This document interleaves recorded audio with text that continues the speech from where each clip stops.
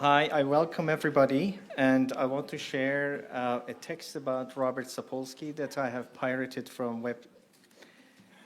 Somebody has written elegantly about him. I wouldn't be able to. As a boy in New York City, Robert Sapolsky dreamed of living inside the African dioramas in the Museum of Natural History. By the age of 21, he made it to Africa and joined a troop of baboons. Although the life of a naturalist appealed to him because it was a chance to get the hell out of Brooklyn, he never really left people behind. His gift for storytelling led the New York Times to suggest if you cross Jane Goodall with a Brock Belt comedian, she might have written a book like A Primate's Memoir, Sapolsky's account of his early years as a field biologist. The uniqueness of Sapolsky's perspective on the human condition comes from the ease with which he combines his insights from the field with his findings as a neuroscientist. What makes Sapolsky great is that he connects science with society and human life and with human nature. He tackles the question of human mind with similar questions that kept Aristotle, Copernicus, and Shakespeare awake in the middle of the night. For more than 30 years, Sapolsky has divided his time between fieldwork and primates and highly technical neurological research in his laboratory at Stanford. As a result, he can effortlessly move from a discussion of pecking orders in primates to an explanation of how neurotransmitters work during stress and gets laugh during it. Sapolsky regards this sobering news with characteristic good humor, finding hope in our own capacity to prevent some of these problems and the small steps with which we live our everyday life. The humor and humanity he brings to sometimes sobering subject matter makes Sapolsky a fascinating speaker, as you will witness. He lectures widely on topics as diverse as stress and stress-related diseases, baboons, the biology of our individuality, and so on, you name it. Sapolsky is a MacArthur Genius Fellow, a professor of biology at Neurology and Department of Biology at Stanford University, and a research associate with the Institute of Primate Research at the National Museum of Kenya. In 2008, National Geographic and PBS aired an hour-long special on stress featuring Robert Sapolsky and his research on this subject matter. Sapolsky was awarded Rockefeller University's Lewis Thomas Prize for writing about science. His articles have appeared in publications such as Discover and The New Yorker, and he writes a biweekly column for the Wall Street Journal entitled Mind and Matter. In addition to A Primate's Memoir, Sapolsky has written 4 other books, including The Trouble with Testosterone, Why Zebras Don't Get Ulcers, and Monkey Love, and other essays on our lives as animals. And his most recent book, Behave, The Biology of Humans at Our Best and Worst. To quote my colleague David Eagleman, a neuroscientist at Stanford University, his latest book, as wide as it is deep, it is colorful, electrifying, and moving. Sapolsky leverages his deep expertise to ask the most fundamental questions about being human, from acts of hate to acts of love, from our compulsion to dehumanize and to rehumanize. We are delighted that Robert has accepted our invitation to talk about the biology of humans at our best and worst. This lecture is kindly and generously sponsored by a gift from Christina and Hamid Muqaddam to Iranian Studies program at Stanford, and by the Laboratory of Cognitive and Behavioral Neuroscience and Cognitive Neuroscience Interest Group. I welcome everybody, and joining me to welcome Robert Sapolsky. Thank you.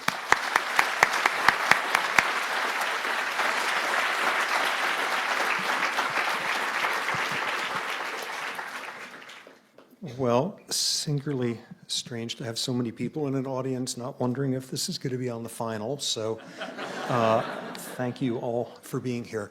Now, Let me start off a little bit unorthodoxly here. Let me start off with a fantasy I first had as a kid. And it was a fantasy of the day I captured Hitler. I overpowered his elite guard. I burst into his secret bunker. I wrestled his Luger out of his hand. We grappled with each other. I pinned him down, got handcuffs on him, and was able to say, "Adolf Hitler, I arrest you for crimes against humanity." And at that point, the Medal of Honor version of this fantasy would get a little bit harder to maintain, and viscera would start to creep in. What would I do if I had had Hitler? And if I let myself go there, it wasn't actually hard to think about it. Sever his spine at the neck, take out his eyes, puncture his eardrum, cut out his tongue, inject him with some sort of cancer that would just pustulate in every cell in his body. I had this fantasy at various points when I was a kid, and sometimes I still do. And when I do, my heart beats faster, and my breathing gets faster. All this planning for the most evil human in all of history, the soul most deserving of damage, of punishment. Except I have a problem with that, which is I don't believe in souls, and I don't believe in evil, and I don't believe in punishment. I think wicked only belongs in the title of a musical. But at the same time, there's all sorts of people I would like to see dead. But I'm against the death penalty. But there's lots of violent, schlocky movies I like going to. But I'm for very strict gun control. But then there was a time I went to that Laser Quest place, and I had such a good time hiding in a corner shooting at people. In other words, I'm your basic confused human when it comes to feelings about violence. Now, I don't need to get up on a soapbox here about the problems we've got with violence as a species. We've used shower heads to deliver poison gas, letters with anthrax, passenger planes as weapons, rape as a military strategy. We are a miserably violent species. But there's two problems with that, at least. The first one is we don't hate violence. We hate the wrong kind of violence. When it's the right kind, we get all excited. We leap in to see it. We hand out medals. We disproportionately vote for, mate with the people who are best at that. When it's the right kind of violence, we love it. The other complication is when it comes to being a violent species, we're just extraordinarily weird. I mean, some of the time, we're just like any old chimp. We could take some big old heavy rock and cudgel somebody's brain in. But some of the time, we can be wildly violent, doing nothing more metabolically taxing than pulling a trigger or signing an order or looking the other way or damning with faint praise or being passive-aggressive. We do very odd things when it comes to violence. Let me give you one of the single strangest examples of violence I've ever heard of. And this is one having to do with Indonesia in the 1960s.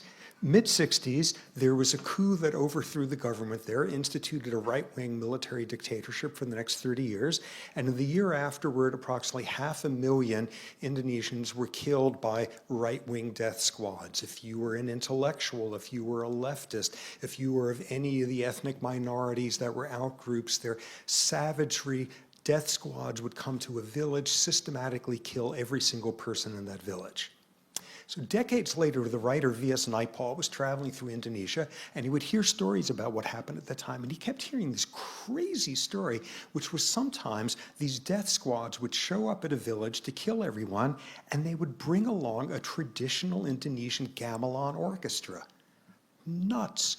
One day, he runs across one of these old grizzled veterans of one of these death squads, and he's talking to the guy, and he's proud to sort of brag about all the villagers and civilians he killed, saving the nation. And Naipaul finally said, you know, I heard this crazy thing about how sometimes you people would bring like gamelan orchestras to these massacres. Is that? And the guy said, oh, yes, whenever we could, we would bring an orchestra along. And Naipaul said, why would you do that? And in one sentence, the guy looked puzzled and just encapsulated everything that's weird about our violence. He said, to make it more beautiful, of course. There is no other primate on earth that could make sense of our violence when we're bringing along orchestras to make it more beautiful. Now, the single most complicated thing about us being this miserably violent species is, at the same time, we're the most altruistic, most cooperative, most empathic species on earth. And we're getting better at it. Consider, every single thing up here was invented in the last century. All these ways in which we are extending sort of an umbrella of empathy and protection in all sorts of unlikely directions. We're this phenomenally violent species. We're this phenomenally cooperative, empathic one. How do we begin to possibly make sense of the biology of us at our best and worst? Now, one of the things that's clear about it, it is utterly boring if all you want to figure out, try to make sense of us as a primate amid all the others. Where do these extremes of our behavior come from? It's totally boring if all you want to do is understand the motoric aspects of the behavior. Your brain tells your spine, tells your muscles to do something, and hooray, you've behaved. What's much more interesting is to understand the meaning of the behavior. Because in one setting, you pull a trigger and it's an appalling act. And in another setting, you heroically, suicidally pull fire onto yourself and it's an awe-inspiring act. In one setting, you put your hand on someone else's and it's a moment of deep compassion. In another, the exact same motoric behavior and it's a first step of a deep betrayal. The challenge with us in understanding our behavior is understanding the context of it. And that's real challenging. Now, one of the things that is absolutely clear with that is you are going to get nowhere in understanding these features of our behavior if you decide here is the part of the brain that explains everything that's going on, or here is the hormone, or the gene, or the childhood experience, or the anything. Here's the whatever that explains everything. Instead, if we're going to make any sense of these complex, context-dependent behaviors of ours, we have to look at many layers. So one of these behaviors happens. It's wonderful, it's appalling, it's ambiguously somewhere in between, and we ask the biological question, why did that behavior just happen? And when we do that, we're actually asking a whole array of questions. What went on 1 second before in that person's nervous system that instructed those muscles to do that good, bad, in-between behavior? But we're also asking what was going on seconds to minutes before in the sensory world that triggered those neurons. And we're also asking what was going on with hormone levels hours to days before that made that organism more or less sensitive to certain sensory stimuli that cause it, and then back to adolescence and childhood and fetal life and back to when you were just a fertilized egg, and then back to what sort of culture your ancestors came up with and what sort of ecosystems and what evolutionary forces sculpted all of that. If you want to get a sense, you're going to have to ask that question on all these levels. Okay, so beginning with that, one of our behaviors has happened and we do our first version of saying, why did that occur? What went on in the brain 1 second before that context-dependent trigger was pulled, that context-dependent hand was touched? Why did that occur? So if we're going to start off with the worst of our human behaviors, right off the bat, we start off with a part of the brain, the amygdala. The amygdala is about aggression. It's about violence. Stimulate the amygdala in a rat, a monkey, a human, you get unprovoked aggression. Destroy the amygdala, you're unable to elicit aggression anymore. The amygdala is about aggression. If you take an amygdalologist, though, and you sit them down and you say, what's the amygdala about? Aggression is not the first word they're going to mention. The first one is fear. The amygdala is about fear. It's about phobias, innate fears. Even more importantly, it's about where you learn to be afraid of things, fear conditioning and such. In other words, you cannot understand the neurobiology of violence without understanding the neurobiology of fear. And in a world in which no amygdaloid neuron need be afraid, there'd be a lot more of us sleeping between lions and lambs. Now, the whole thing about the amygdala and processing fear is it does something very interesting with sensory information. Okay, so you see something officially scary. Oh no, there's a rattlesnake. How does this get processed in your brain? The most straightforward thing is visual information goes to the sensory waste station, the thalamus, and then it sends it on to the visual cortex. And then begins a whole science fair project. The first layer of your visual cortex breaks this down into pixels. And then it hands it to the second layer, which turns it into lines. And then the next layer, moving lines. And layer after that, and layer, and going through your memory and like your golden book of snakes. And finally, somewhere up in your cortex, it says, oh my, that's a rattlesnake. Perhaps we should let those fellows down in the amygdala know about it. This is glacial from the standpoint of the nervous system. Turns out, in addition to that pathway, there's a shortcut. That very first volley of visual information getting to that thalamus has a shortcut that gets to the amygdala. In other words, the amygdala knows that you're looking at a rattlesnake while your visual cortex is still futzing around with the instruction manuals in layer 2. In other words, your amygdala can know what that is before you're even consciously aware of it. And this is all in the course of hundreds of milliseconds, tenths of a second. Okay, that's great. That's very good if your amygdala already knows you're looking at a rattlesnake. That's terrific. But there's a downside, which is there's a reason why you've got your visual cortex doing all that complexity. It's to make sure you're accurate about what you decide you're looking at. And that amygdala getting that lightning fast reflexive information is all set up to make a mistake. And before you know it, you think the guy who just happens to look in a certain way, the guy is holding the cell phone is actually holding a handgun instead, and you pull that trigger. In other words, the amygdala gets all this privileged information at the intersection of aggression and fear, this privileged information, but catastrophically at times, the information's not terribly accurate. Next part of the brain, area called the insular cortex. Take any mammal out there and give it some rotten, disgusting, spoiled food to bite into, and as soon as it does, the insula activates, and that triggers all these reflexes. Animal gags, it spits it out, its stomach heaves, it throws up whatever. The insula keeps you from poisoning yourself with toxic food. That's great. So you get some like college freshman who volunteers for this and goes into a brain scanner and bites into some rancid, fetid food, and same deal, insula activates. But now instead, don't have the person eat something disgusting. Have them just think about it. Think about those little legs pushing against your lips as you try to, and you're going to activate your insular cortex. In most mammals, it does gustatory disgust, and us, it also does thoughts about gustatory disgust. But then something even more interesting.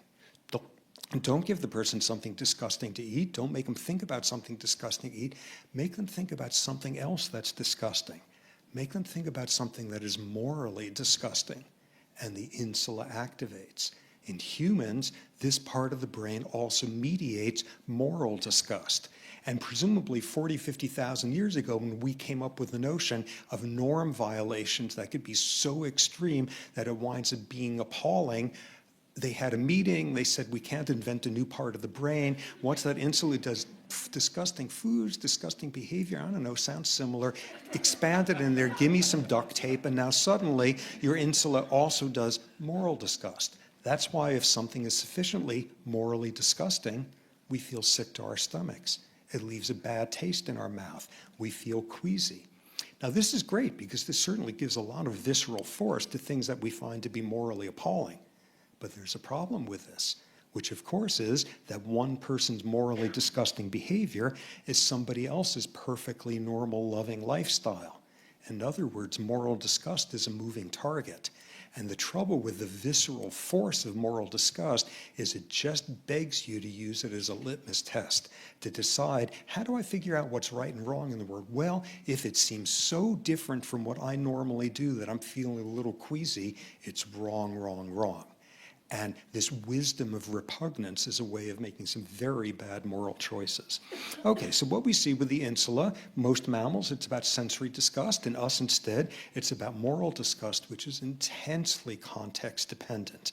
And what we see there is the insula is central to us deciding that just because something is so different that it's hitting all sorts of visceral alarms, that there's something that's got to be, I can't tell you why, but when they do that, it's just simply wrong.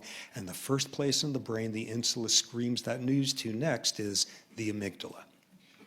Meanwhile, another part of the brain in reference to all of this, frontal cortex. Frontal cortex, the most interesting part of the brain. It's most recently evolved. We've got more of it proportionally than any other species. What does the frontal cortex do? It makes you do the harder thing when it's the right thing to do. Gratification postponement, long-term planning, impulse control, emotional regulation. The frontal cortex is the part of the brain that says, hold on, hold on, hold on, you're going to be happy you did it. It does all of those harder things when it's the right thing. Now, of course, the picture is frontal cortex and amygdala have a lot to do with each other, which is the frontal cortex spends a whole lot of time sending inhibitory projections down into the amygdala saying, I wouldn't do that if I were you. I know it seems really tempting right now. You're going to regret it. I wouldn't do that. I wouldn't. Racing to the amygdala before that shortcut gets the amygdala to do something stupid and impulsive there. And the picture you get is basically all of the frontal cortical amygdaloid interactions are top down. The only thing the frontal cortex has to do with the amygdala is like showing up and preaching Christian temperance and things like that. And other than that, it's this very one-directional relationship.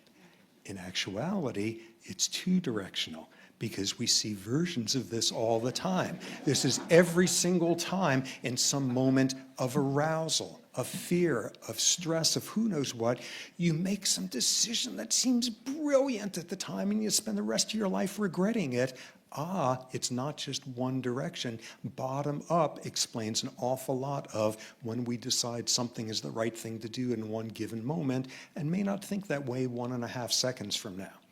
And what this speaks to is the whole notion of doing the harder thing when it's the right thing to do. The right thing is, once again, very context dependent. I mean, think about this. All of these are circumstances where you need self-control to pull things off. I mean, look at this. You're in a circumstance where you're being tempted to lie about something for personal gain, and you're trying to avoid the temptation to do that. Your frontal cortex is playing a central role if you're going to resist that temptation.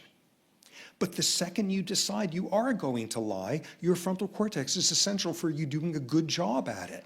Remember, make eye contact now and then, and don't let my voice crack, and control. If you've got a part of the brain that's both central to resisting the temptation to lie, but once you decide to lie, doing a good job at it, this is a very, very complex brain region here. Okay. So the frontal cortex makes you do the harder thing when it's the right thing to do. That's very much a context-dependent behavior.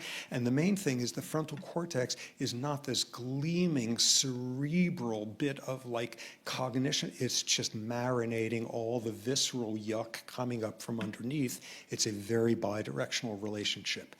Few more brain regions. One more, the dopamine system. Dopamine, a neurotransmitter, one use of it in the brain in the mesolimbic dopamine system. Dopamine has to do with pleasure, with reward. Cocaine works on the dopamine system. Give a rat, a monkey, a human a reward from out of nowhere, the dopamine system activates. Dopamine is about reward. But then people figured out it's actually about something much more interesting than that. Now set up this paradigm. A little light comes on in the room as a signal, and that means if you go to this lever and you press it 10 times, you get a reward. Signal saying it's the start of one of those sessions, go do the work, you get a reward. Once that rat, monkey, human learns this relationship, what happens now? When does dopamine rise? Does it rise when you get the reward? Absolutely not. It rises when the signal comes on. That's the, yeah, I know how this works. This is going to be great. I'm all over this lever pressing stuff. This is terrific. Dopamine is about reward, but even more so, it's about the anticipation of reward. And remarkably, if you block the rise in dopamine there, the organism doesn't press the lever. It's about the goal-directed behavior. It's about the pursuit of reward rather than about reward itself.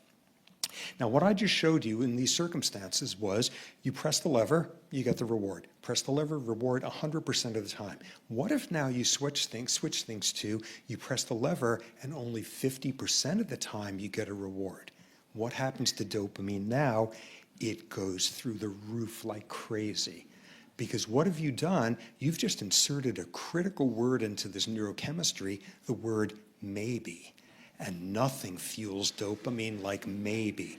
Being right on that fulcrum of today's my lucky day, but I'm such a screw up, but no, today's my lucky socks, but I'm a total dork, and just going back and forth on that. And that maybe, nothing cranks out reward-related behavior, motivated behavior like intermittent reinforcement, a maybe put in there. And this is what the neuroscientists who built Las Vegas know inside out, the power of this. Okay, so what's dopamine doing here? It's about reward, even more so anticipation reward, even more so goal-directed behavior in order to get that reward. And what we see is maybe putting uncertainty into the system is crazily stimulating. And if you want to take an organism and get it pumping out dopamine like crazy, all you need to do is put it in a circumstance when they are punishing an individual that has done a norm violation. We will come back to that. Okay, a couple more brain regions. Fusiform cortex, it's a primate specialty. It recognizes faces. Anterior cingulate, it has to do with empathy, feeling somebody else's pain, but they both come with fine print. Flash up faces. Fusiform cortex is activating. Flash up the face of someone from a different race, and on the average, the fusiform doesn't activate as much. The face doesn't register as much. You don't remember it as accurately. Show somebody a film clip of a hand being poked with a needle, and the anterior cingulate activates an empathy. If the hand's skin color is different from your own, it doesn't activate as much. Whose face, whose pain, all of these as qualifiers. Okay, so this begins to give us just a sense, tip of the iceberg, of what's going on in that 1 second before that behavior occurs.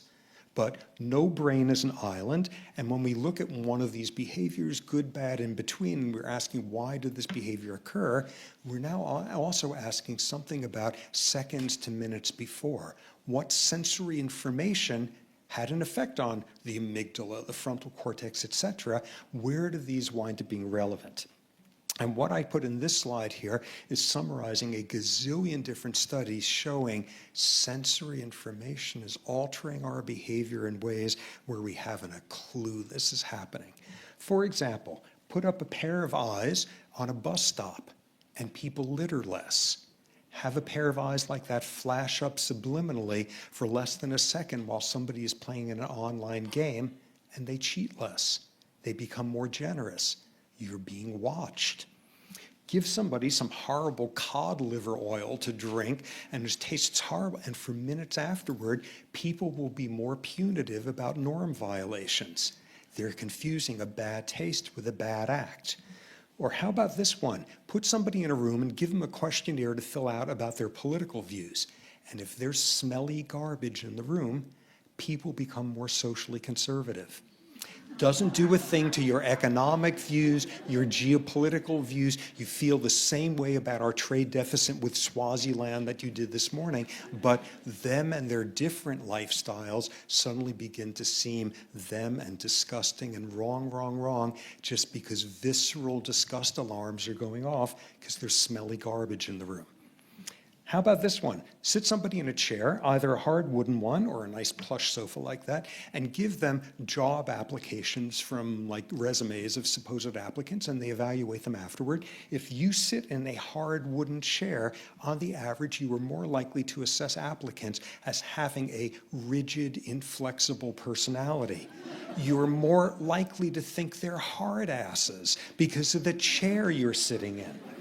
Or how about this one up on the right there? This was a study in PNAS, very prestigious journal, a few years ago, looking in a country, all of the parole board hearings in that country over the course of a year, 5,000 hearings, looking at who was sent back to jail versus who was given parole, looking at all sorts of variables, and out of it popped an extraordinary finding. The single biggest predictor of whether or not a prisoner got parole or not was how many hours it had been since the judge had had a meal.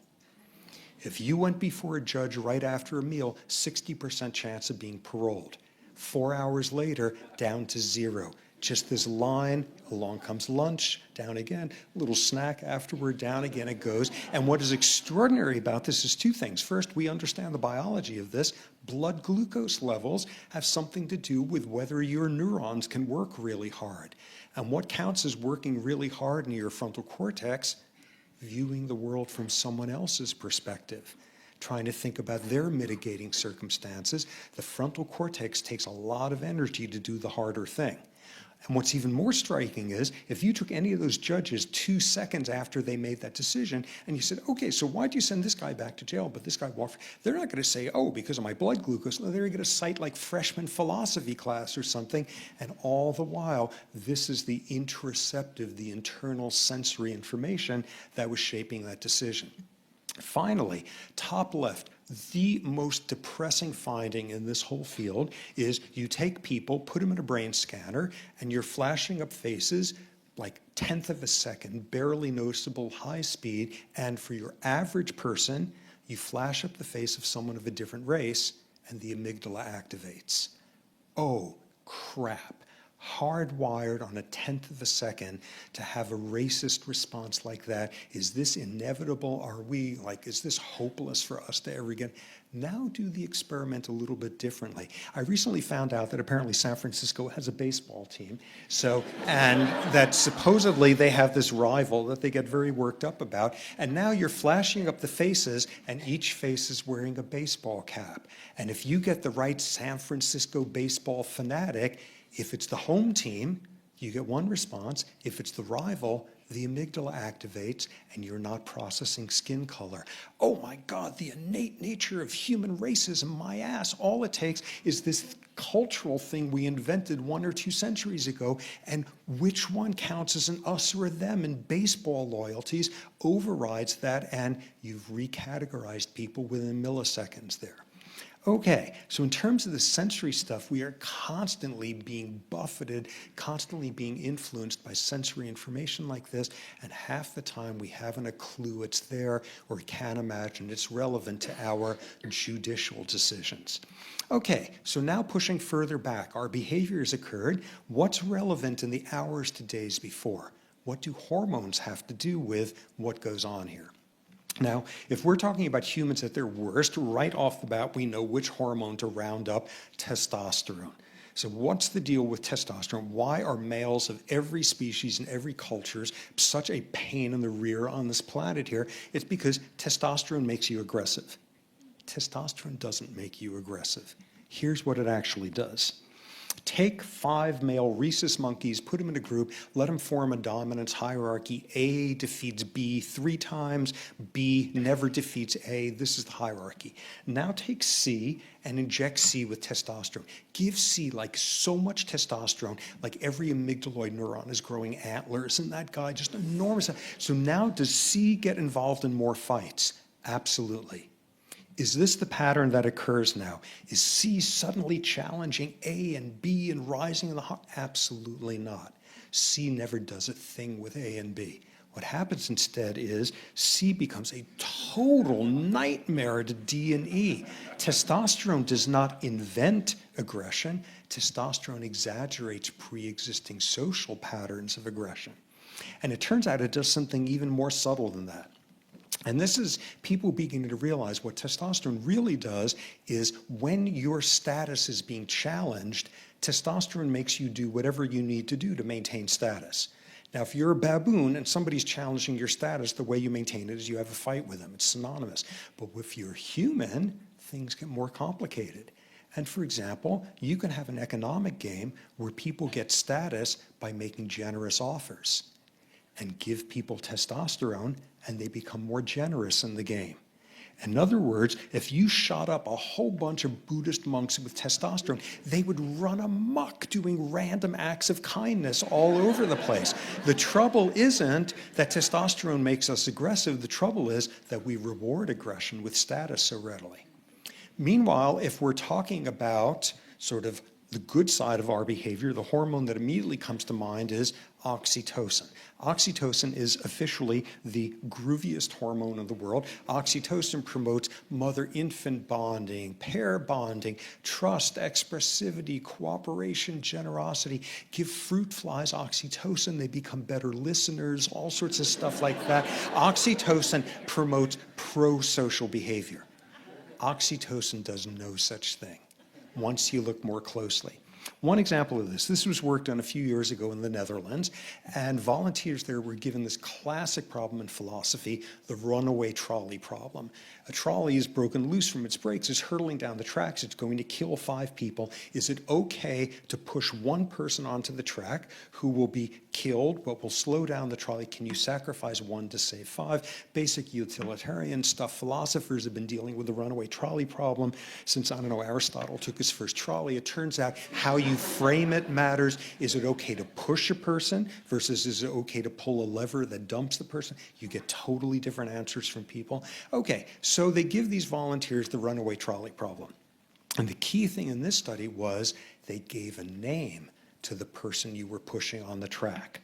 Either it was somebody with a classic good old boy Dutch name like Dirk or Peter or something, or it was one of two groups that consistently evoke negative connotations in Holland, people from Germany, oh that's right, World War II, or people with Muslim names. So now you got a choice. So are you going to push Dirk onto the tracks? What about Wolfgang? What about Mahmoud? And it turns out you give people oxytocin and they're far more likely to spare Dirk, and they fall over themselves to throw Otto and Wolfgang and Mahmoud under the tracks there.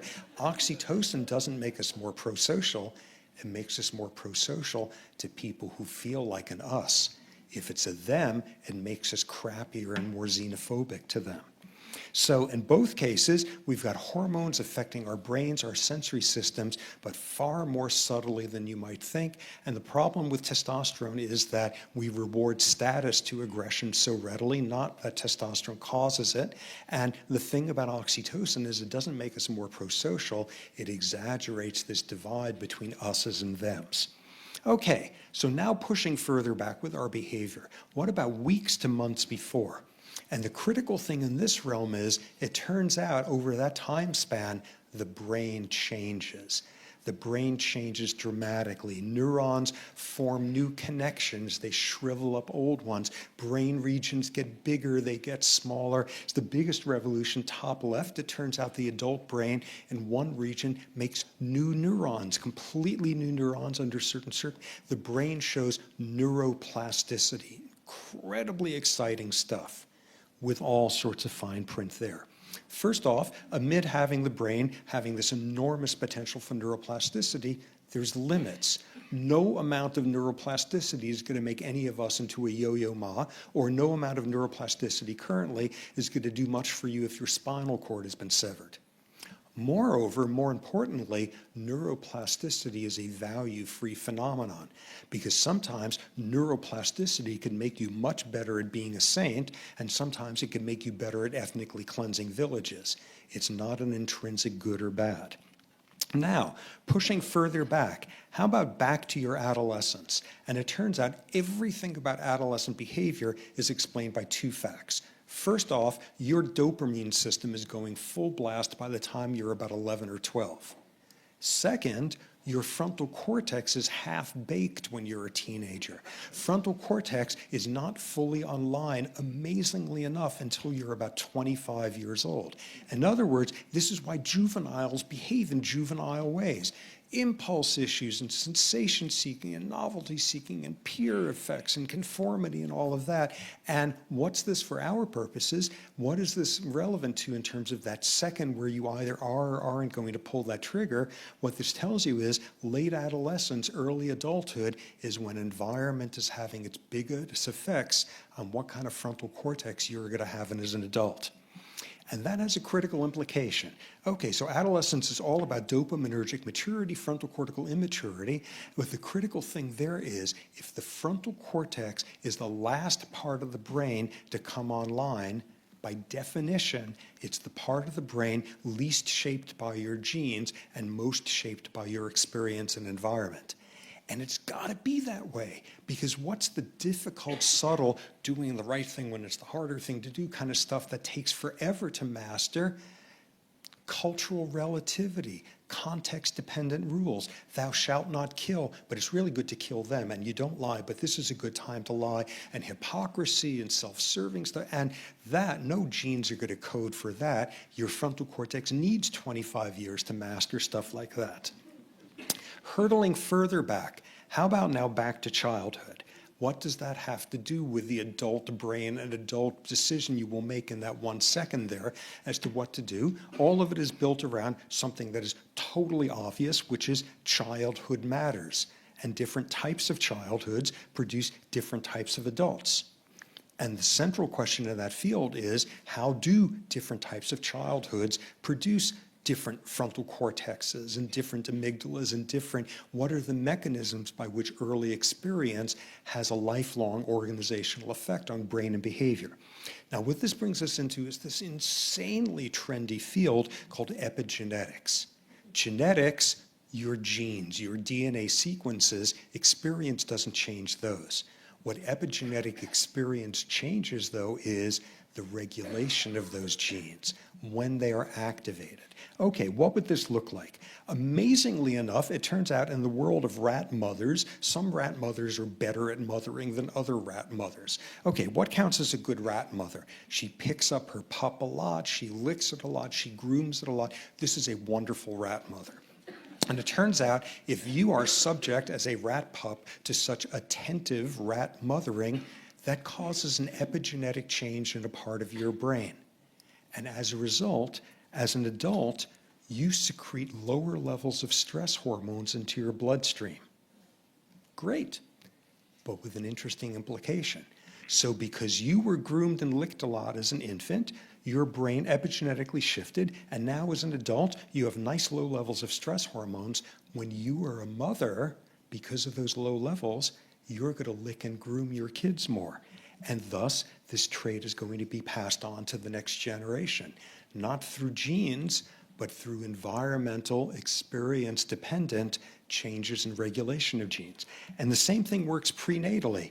You're a rat fetus, and you're being exposed to tons of stress hormones. Why? Because your mom is stressed and secreting a lot into her circulation, which gets into your circulation, which gets into your brain, and causes epigenetic changes such that, as an adult, your amygdala is going to be bigger, and it's going to be more reactive to threat, and you're going to have higher stress hormone levels.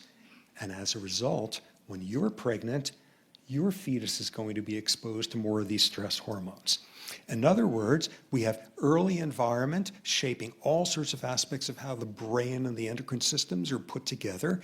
And most importantly, thanks to these epigenetic changes, starting during fetal life, environment does not begin at birth. These changes can be long-lasting, lifelong, even multi-generational.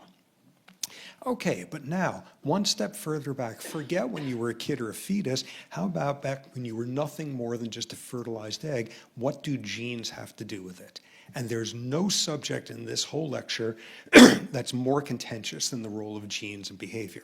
And this is because we live in an hysterically giddy period about genetics these days.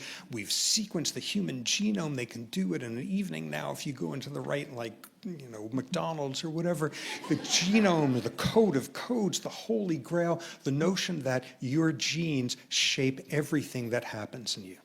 And the thing is, your genes have no idea what they're doing. Saying that a gene knows, for example, when it is going to regulate cell biology, saying that a gene knows what it's doing is like saying that a cake recipe knows when you're going to make the cake, or decides when you are going to make the cake.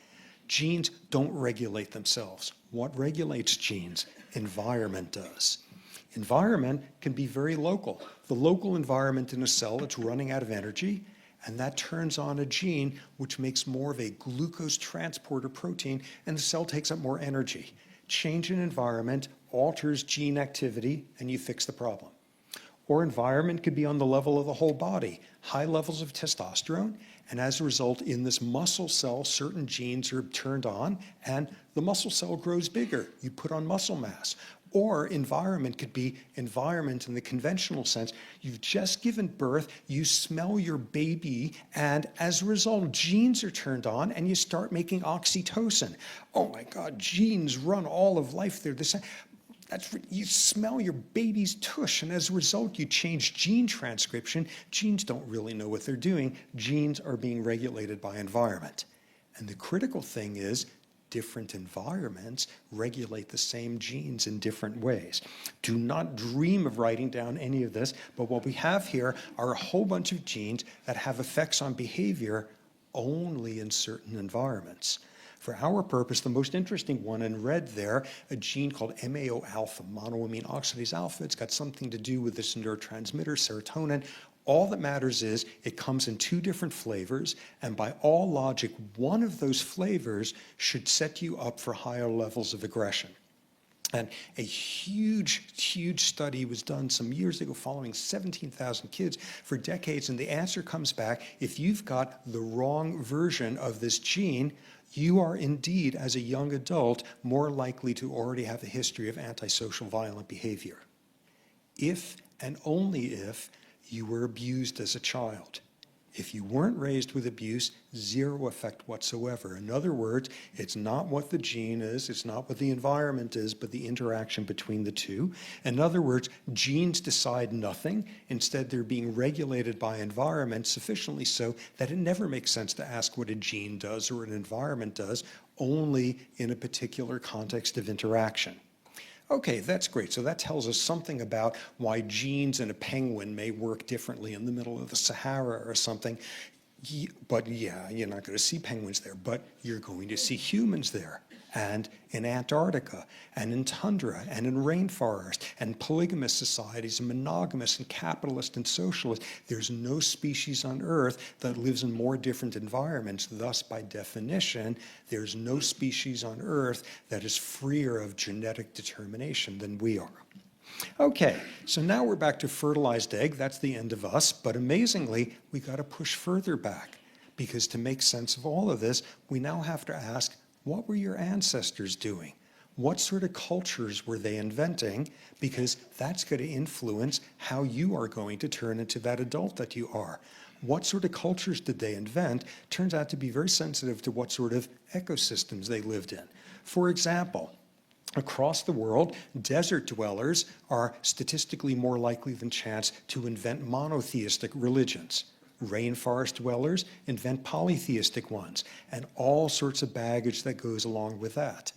Another pattern: when you look at humans living in small hunter-gatherer bands, the religions they invent involve almost all the time involve gods who could care less what humans are doing. It's not until humans are living in sufficiently high density that you're interacting with strangers, that you interact anonymously, then humans start inventing what are called moralizing gods. Gods who are watching us, and gods who are judging us, and gods who are the pair of eyes up there on the bus stop there when we're getting complex enough that we can't do it ourselves. Or another critical distinction has to do with traditional ways of making a livelihood. In the traditional world, people are either top left, hunter-gatherers, top right, agriculturalists or horticulturalists, or in the center, pastoralists. Pastoralists, people wandering the grasslands or the deserts with their herds of camels and cows and goats and all of that. And there's a particular vulnerability if you're a pastoralist. If you're a rainforest hunter-gatherer, bad people cannot come at night and steal your rainforest. If you're an agriculturist, they can't come at night and steal 20 acres of your maize. But if you're a pastoralist, people could come at night and steal your herds, rustle your herds there, and everywhere around the world, pastoralists come up with cultures of honor, built around violent retribution, warrior classes, honor killings, vendettas that stretch for centuries. And what is most remarkable is, within minutes of birth, if you were a child in a culture of honor, your mother is speaking to you at a higher volume and holding you for a shorter length of time than if you were a child in one of these other cultures. If you were born into a collectivist culture, on the average, your mother is nursing you for longer lengths of time in your first week of life than if you were born in an individualist culture. In other words, within minutes of birth, everything we've already seen is now being shaped by what your ancestors were doing for a living centuries before. In other words, ecosystems shape cultures, shape brains, shape behaviors. And some of these differences are manifest within minutes of birth. In other words, brains and bodies and behaviors and cultures and genes all co-evolve. Finally, if we're gotten this far back and we're talking about things like genes, by definition, we're talking about evolution. What does the evolution of behavior have to do with any of this? And modern thinking about the evolution of behavior has long ago trashed the notion that we behave for the good of the species, or behave in order to survive. We behave in order to pass on copies of genes. Contemporary thinking about the evolution of behavior is built around three building blocks. First one, individual selection. What organisms do is try to leave as many copies of their genes in the next generation as possible, maximizing reproductive success, the selfish gene concept. And this explains a ton of human behavior. For example, remarkably, 16% of Earth's humans are direct descendants of Genghis Khan, the most reproductively successful human of all time. All sorts of powerful humans act to maximize their reproductive success. Next building block. Yes, some of the time you pass on as many copies of genes as you can, but some of the time an even better way of doing it is helping your relatives pass on copies of genes, kin selection. And humans have invented a version of kin selection that makes other primates shrivel up with envy. We can bequeath our material wealth to our relatives. There's inheritance. We have a way of magnifying differences through generations that way. We do kin selection like nobody else out there.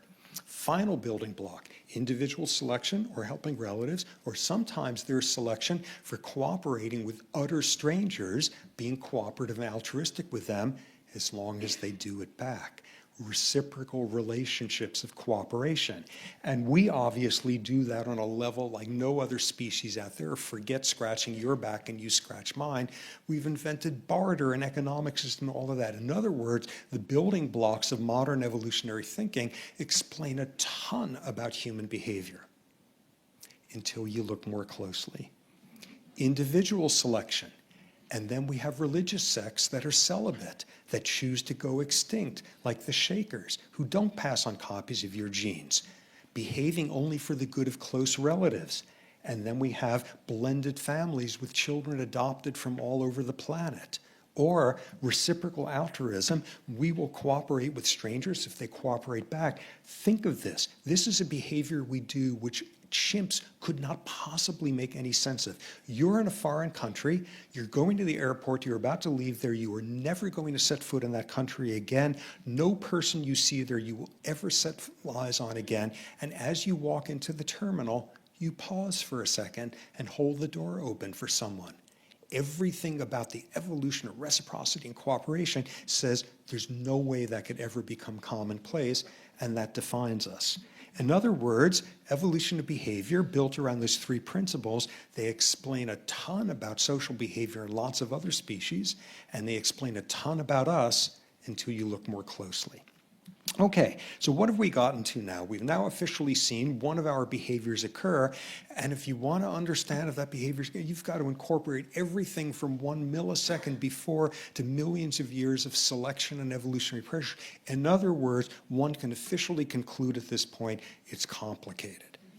Oh, great. I had to sit through 50 minutes of this to get to that point. It's complicated. Let's try to make that conclusion a little bit more useful. It's complicated, so be real careful and real cautious and real sure you really understand what's going on if you decide you understand why some behavior has happened, especially if it's a behavior that you're judging harshly.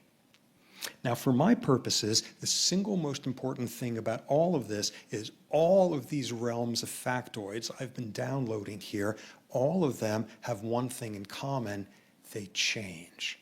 They can change over time.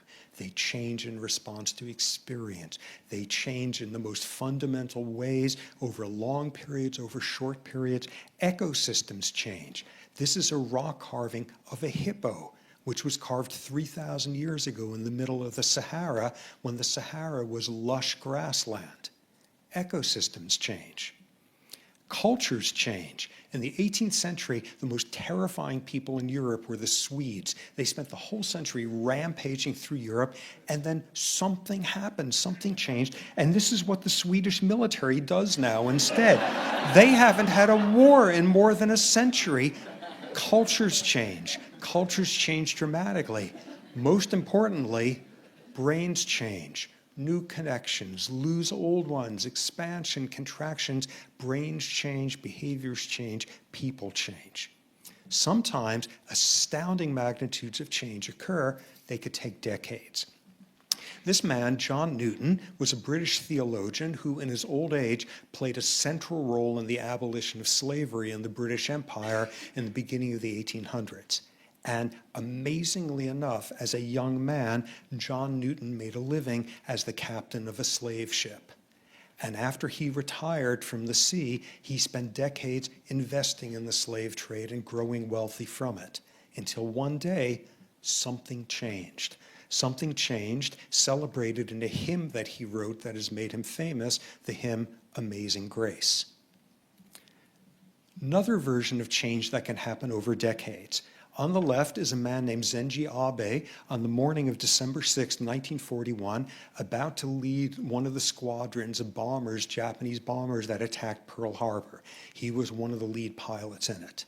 And on the right is Zenji Abe to the day 50 years later, where as an old man, he came to Pearl Harbor, where there was a ceremony happening for the elderly survivors of the attack, and in broken English, he went up to those men and he apologized to them for what he had done. So change can occur on that level. Sometimes change can occur over the course of hours to days. One of the most remarkable events in World War I was the Christmas truce of 1914. The first Christmas, the first December, various powers that be decreed that there would be a 3-hour truce along the trenches in France, 3 hours in the afternoon before Christmas Eve, so that soldiers from both sides could come out, retrieve their dead from no man's land. So the fighting stopped, and people came out and retrieved their dead. And then they started helping soldiers from the other side carry their dead back. And then they started helping each other dig graves in the frozen ground. And then they started having ceremonies and funerals together and praying over each other's dead. And before it was over with, they were sharing Christmas dinner and praying together and exchanging presents and singing. And by the next day, up and down the trench lines of France, German and British soldiers were playing soccer together and weren't keeping score. And they exchanged weapons and they exchanged addresses so that they could visit each other after the war was over with. And they made vows with each other to shoot over each other's heads so they wouldn't hurt each other. And it took the officers arriving 2 to 3 days into this and threatening to shoot these men to get them to go back to trying to kill each other. And the main point there is all of that acculturation and all of that military training and all of that propaganda evaporated in the course of hours as to who counted as an us and who was the them. Us is us in the trenches, all of us in the damn trenches, and them is any officer in the back lines who would have us die for their power. And that just happened over the course of hours. And sometimes change can occur in minutes. One of the things that galvanized the anti-war movement during the Vietnam War in the United States more than anything was the My Lai massacre. A brigade of American soldiers went into the village of My Lai, undefended, no weapons, made up of elderly people and children, went in there and killed 350 to 500 civilians, mutilated bodies, gang rape before killing, killed every animal in there, burned the fields, an appalling atrocity. Appalling in part because the US government covered it up for a year, appalling because when it finally had to admit it, it handed out just a slap on the wrist to the commanding officer, and appalling because almost certainly this was not the only instance of that. On the right is a man named Hugh Thompson. This is the man who stopped the My Lai massacre.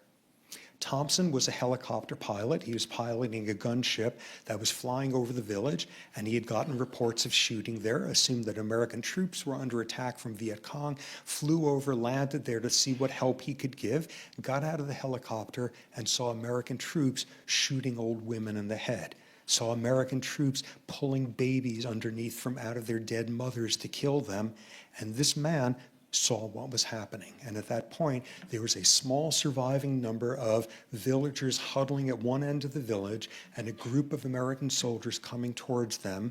And this man got in his helicopter and landed it in between the two, and he trained his machine guns on the American soldiers and said, if you make one more move, I will mow you down.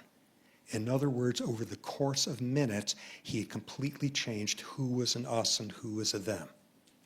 And the main point of all of these people is none of them have any brain regions that we don't have. None of them invented any new types of neurotransmitters. They do epigenetics the same way we do, the same hormones, the same everything. They put their pants on one leg at a time the same way we do. Almost none of them had any indications beforehand that this was going to be someone capable of this sort of extraordinary change. So what I think we're left with here at the end is sort of an inversion of that like inevitable Santayana cliche of those who don't hunt and study history are destined to repeat it. What we have here, I think, is in fact quite the opposite. Those who don't study the history of astonishing human change and don't understand the science that begins to explain why to make that more likely, those of us who don't study that are destined not to be able to repeat moments like these. So on that note, thank you for your attention and good luck with your own best and worst moments. Thanks.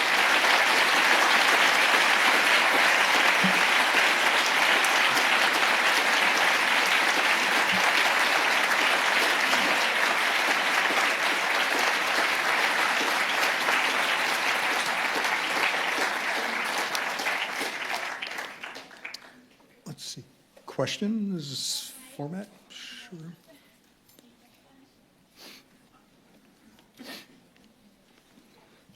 Yeah. Well, I have a question. Is there free will, right? I mean, we're in particular makeup, and there is the particular stimuli which happened to me.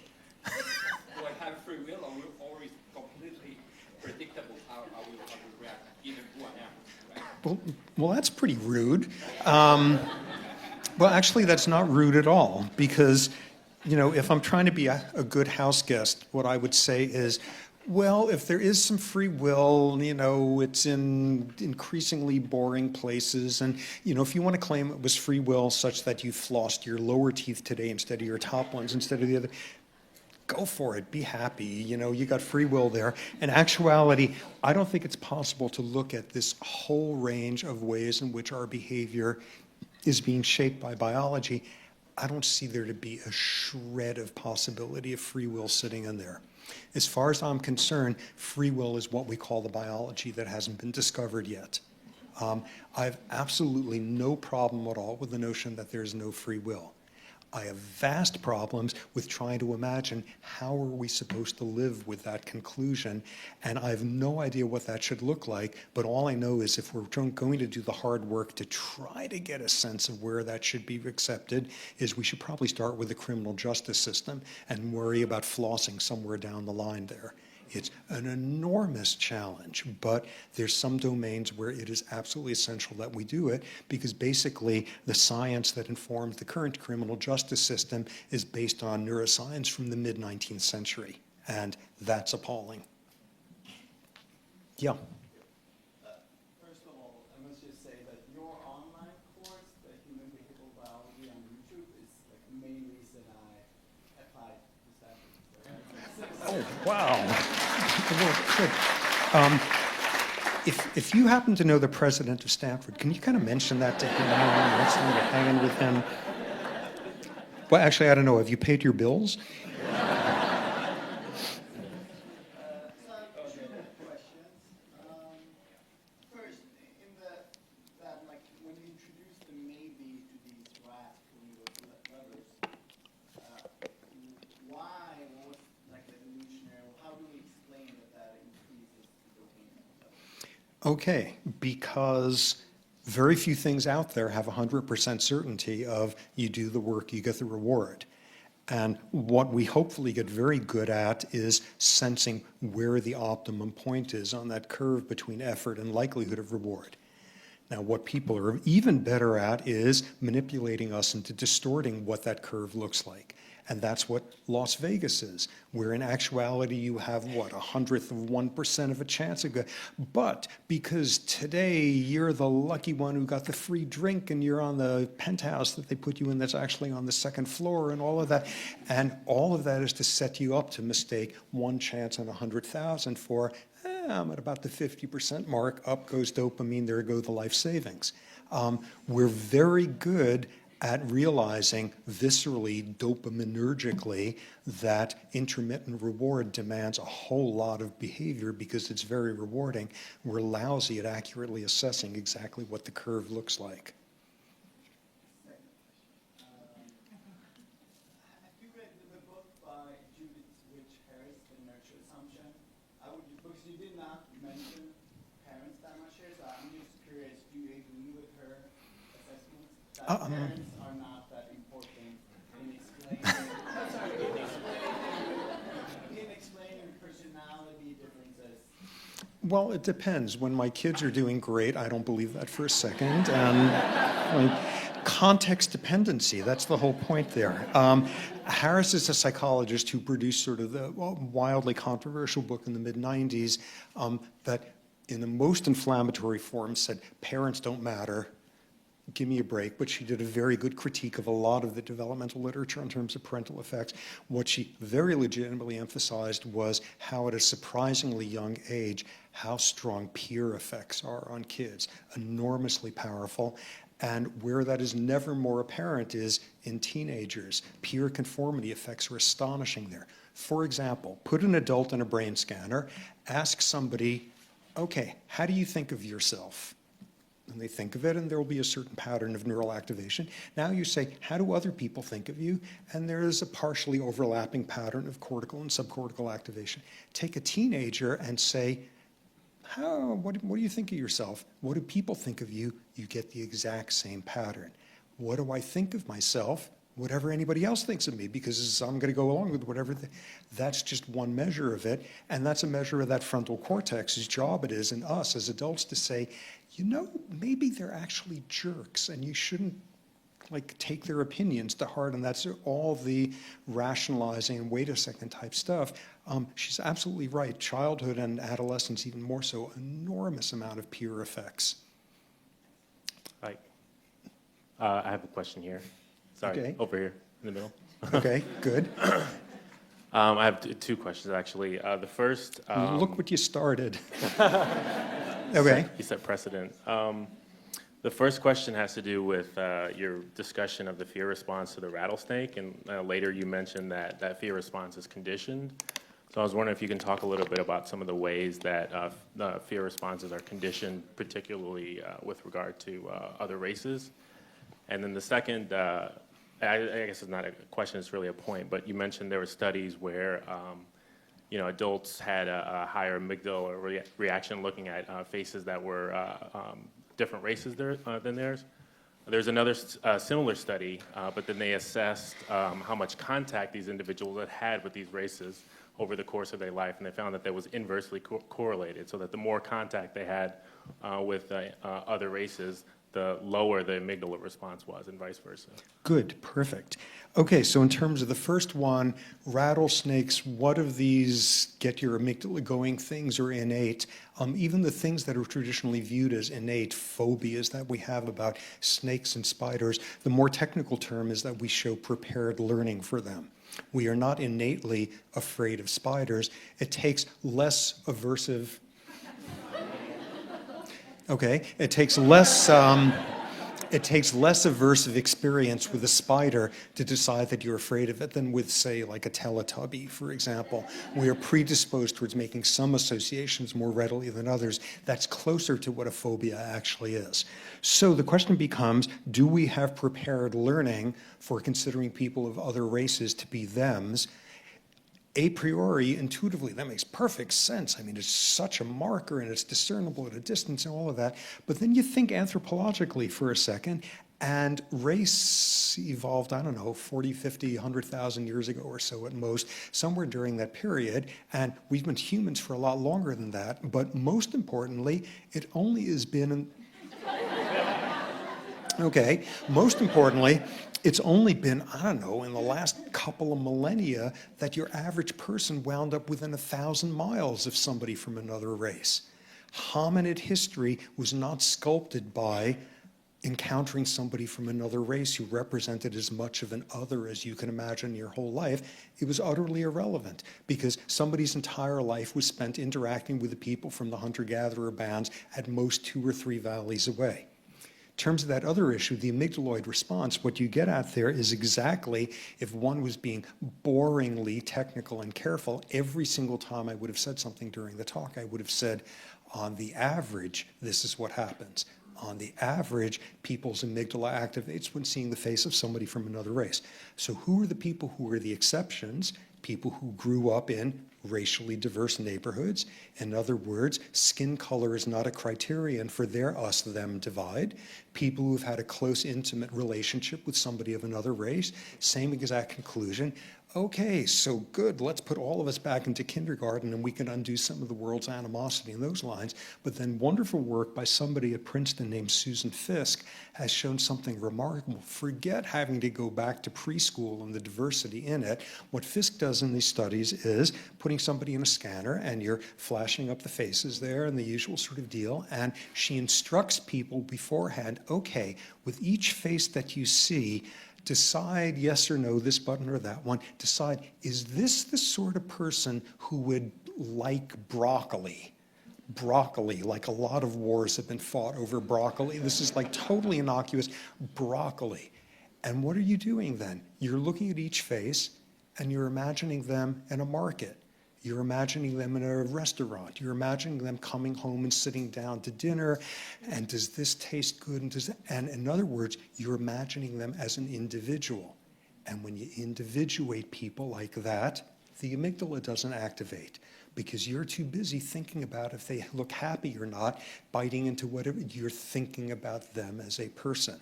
And you completely unwire the us-them at that point. So on one hand, we have the option to go back and put everyone back in kindergarten in different sorts of neighborhoods. But in a study like this is over the course of seconds, you rewire it. In other words, I think by the fact that we do us-them stuff in our amygdala in the course of 100 milliseconds, I think we are incredibly hardwired to divide the world into us and them and to not be all that fond of the thems. But it is incredibly easy to manipulate us as to who counts as an us and who counts as a them. And put a baseball cap on somebody and the neurobiology is different 100 milliseconds later. And that's the greatest example of that you can imagine. There's an experiment here being conducted with transcranial magnetic induction to suppress the amygdala and stimulate the frontal lobes. Do you think this will work? Well, depends what working counts as, but one of the most extraordinary things, I mean, neuroimaging puts somebody in a brain scanner, you're getting functional MRIs, you're seeing what parts of the brain activate in different that's totally cool, but it's correlative. This part of the brain's activity correlates with this behavior, this emotional state, whatever. Transcranial magnetic stimulation is a means by which you can actually activate or inhibit small subsets of cortical neurons. And that is amazing, some of the stuff that has come out of that. You turn off a part of the frontal cortex temporarily in somebody, and they make different sorts of moral decisions. You shift how utilitarian they are in runaway trolley type problems. And you are controlling their behavior in that case. This is mostly just a phenomenal research tool because you're moving away from a correlative relationship to a causal one. Aha, make those neurons fire, and suddenly this person is far more likely to say, yeah, I'll push them in front of the trolley. That's a strong causal relationship. What you can actually do with that down the line is the stuff of dreams and nightmares and everything in between. My guess is it's not going to be used in terribly exciting, abusive ways anytime soon, but it's a phenomenal research tool. I think we're going to end there. Thank you so